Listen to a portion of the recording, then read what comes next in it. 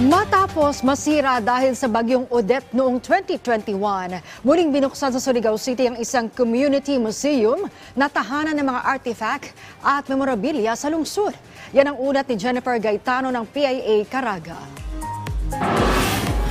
Matapos ang mahigit isang taong rehabilitasyon ng kanilang community museum na sinira ng bagyong Odette noong 2021, inaasahan na magbubukas itong muli sa publiko sa katapusan ng September 2023 sa Surigao City. Nagtulong-tulong ang iba't ibang sektor para maibalik ang ganda at sigla ng Bayay Surigao noon na nagsisilbing tahanan ng artifacts at memorabilia ng mga ninuno ng mga Surigao noon mula taong 1900. Ayon kay Arturo Cruje, consultant for the culture and the arts ng Provincial Government ng Surigao del Norte at siyang namamahala sa Bayay Surigao noon, layunin ng lokal na pamahalaan na mapagyaman sa isip at puso ng mga Surigao-non, lalo na ng mga kabataan, ang kanilang historya at pamumuhay mula noon na magpapatunay ng kanilang pagkakakilanlan.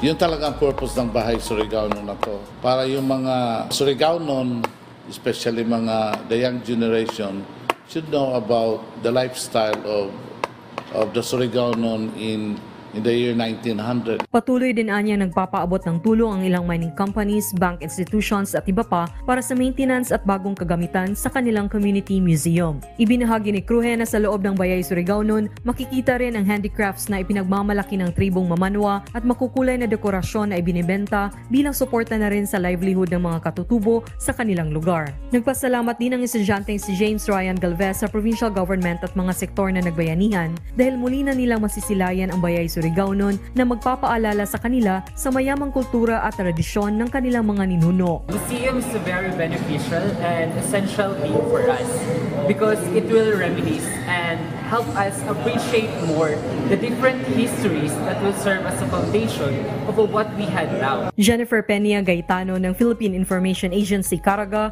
para sa Bayan.